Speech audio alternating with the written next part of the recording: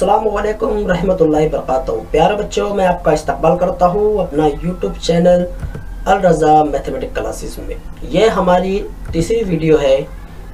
जमात दहुम हिस्सा अव्वल सबक का नाम है हमारा मुरब्बई मसावत। इसमें हम अज़्ज़ाए ज़रबी के तरीके सीख रहे थे। आज हम अज़्ज़ाए ज़रबी का तरीका और 2.1 की कुछ एग्जाम्पल्स देखेंगे। तो चलिए हम वीडियो की तरफ बढ़ते हैं। देखिए, यह है हमारे मराहिल, अज़्ज़ाए ज़रबी हल करने के मराहिल। इससे पहली वीडियो में हम इस्तेमाल कर चुके हैं। तो आइए अब हम हमारे पास मिसाल दी हुई है x को 2 जमा 21x नफ़ी 196 बराबर 0। अगर हम दी हुई मिसाल पर गौर करें तो इसका जो मुस्तकिल रुकन है वो है मनफी में, और दरमियानी जो अदद है हमारा वो है मस्बत में। ऐसी सूरत में हम जब मुस्तकिल रुकन और मुतगय्यरी का ज़रीब, मुरब्बई मुतगय्यर का ज़रीब का जब हम ज़र्ब करेंगे तो उससे हासिल होने वाली जोड़ी में हम किसे मनफी और मस्बत की अलामत इस्तेमाल करें। तो चलिए देखते हैं। सबसे पहले मेहारी सूरत में हमने इसे लिखा, उसके बाद ए और सी का हम ज़र्ब करेंगे। ए मीन्स 1 और सी मीन्स नफ़ी 196। अब हमें एक नया अदद मिला, वो है नफ़ी 196। तो अब हमें नफ़ी 196, अभी हम नफ़ी की अलामत को भूल जाते हैं। यहाँ पर सिर्फ 196 किसके पाड़े में आता है वो तलाश हम करते हैं। तो हमारे पास 196 28 के पाड़े में आता है। मकामी कीमत है उसकी 7। कितनी है? 7 है। तो मैं आपको एक बात बता देता हूँ कि जब भी इस तरह की मिसाल हमारे सामने आती है और दरमियान में अगर मस्बत का अदद पाया जाता है तो याद रखिए हमेशा इन जोड़ी में जो दिखाई दे रही है, इन जोड़ी में बड़ा अदद मस्बत में ही रहेगा। बस आपको ये बात याद रखना है। क्या रखना है कि जब इस तरह की सवाल हमारे सामने आए, मुस्तकिल रुकन मनफी हो और दरमियानी अदद अगर मस्बत हो तो बड़ा अदद हमेशा मस्बत की ही शक्लों में रहेगा। अब यहाँ देखिए, दोनों अदद की जो अलामत है वो मुख्तलिफ है। तो यहाँ पर हम नफ़ी का अमल करेंगे। कौन सा अमल करेंगे? नफ़ी वाला अमल करेंगे। सॉरी, मैं यहाँ जमा लिख चुका हूँ, तो हम यहाँ पर तफ़रीक़ का अमल करेंगे। तफ़रीक़ के अमल में 28 में से अगर 7 हम तफ़रीक़ करते हैं तो हमारा जवाब आता है 21। प्यारे बच्चों, ऐसी कंडीशन में मैंने पिछली वीडियो में ये कहा था कि यहाँ पर हम जमा या नफ़ी दोनों में से कोई भी कर सकते हैं, तो वो जुमला गलत है।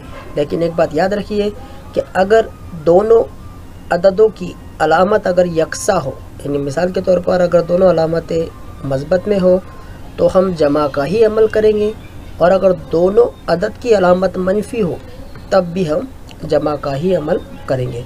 लेकिन अलामत अगर मुख्तलिफ हो तो याद रखिए हमेशा उसमें तफरीक़ का अमल होता है। तो हमें ये 21 की जगह पर 28 और मनफी 7 रखना है। तो चलिए रखते हैं उनकी अलामत के साथ। इसके बाद हम जोड़ी बनाते हैं। पहली जोड़ी है हमारी x को 2 नफ़ी 7x, और दूसरी जोड़ी है हमारे पास 28x नफ़ी 196।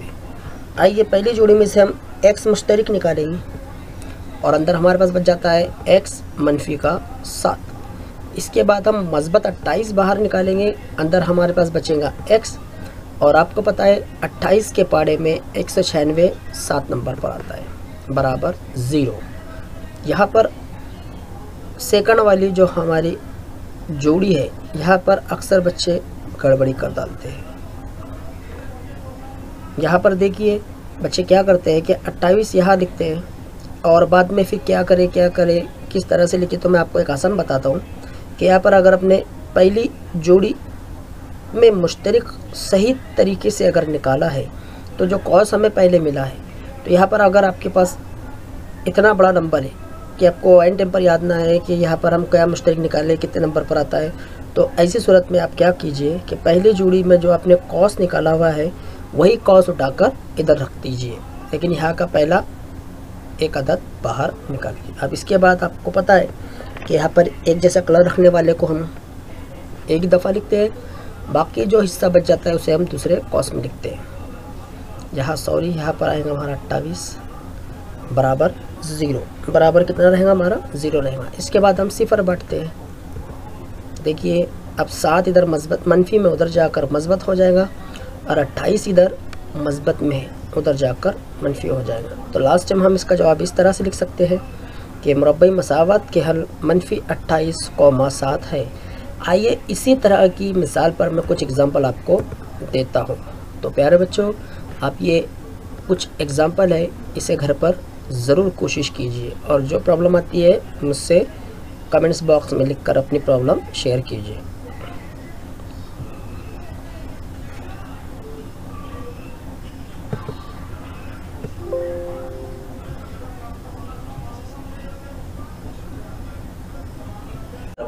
तो यहाँ पर पहले एग्जांपल आप कर सकते हैं। पहला वाला जो सेक्शन है आप इसे कोशिश कीजिए, जहाँ कहीं भी आपको प्रॉब्लम आती है तो आप मेरी पिछली वीडियो नंबर 2 आप उसमें देखिए।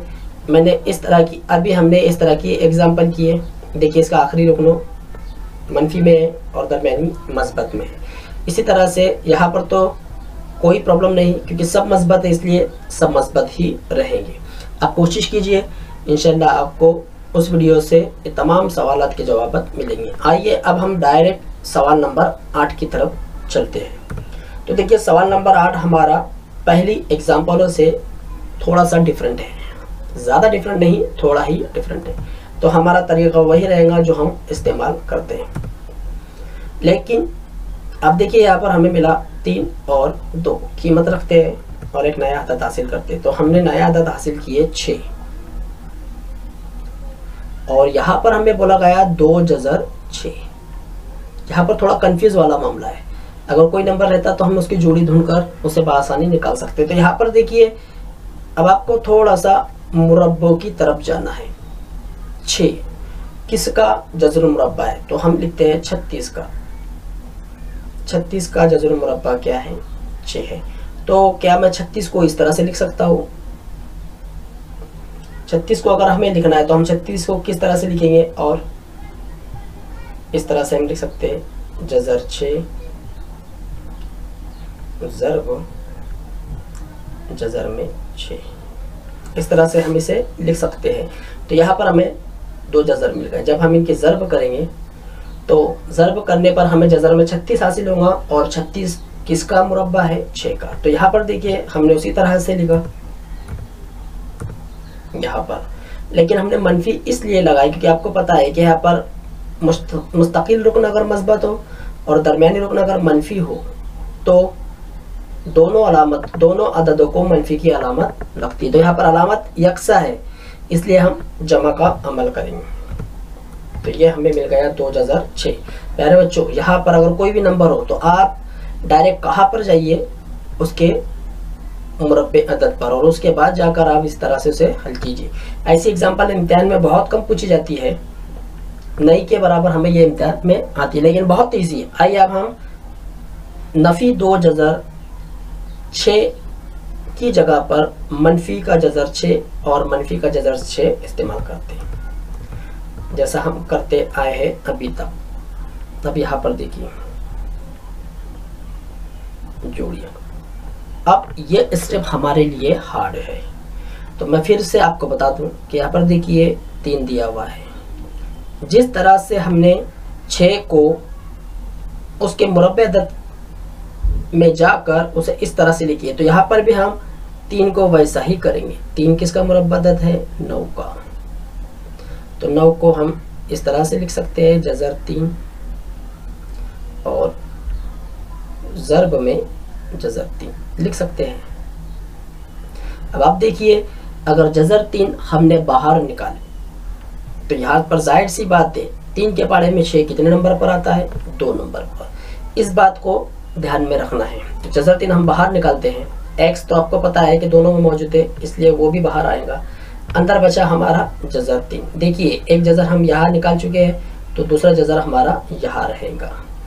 अब यहाँ पर देखिए ये वाले स्टेप में मैंने आपसे कहा कि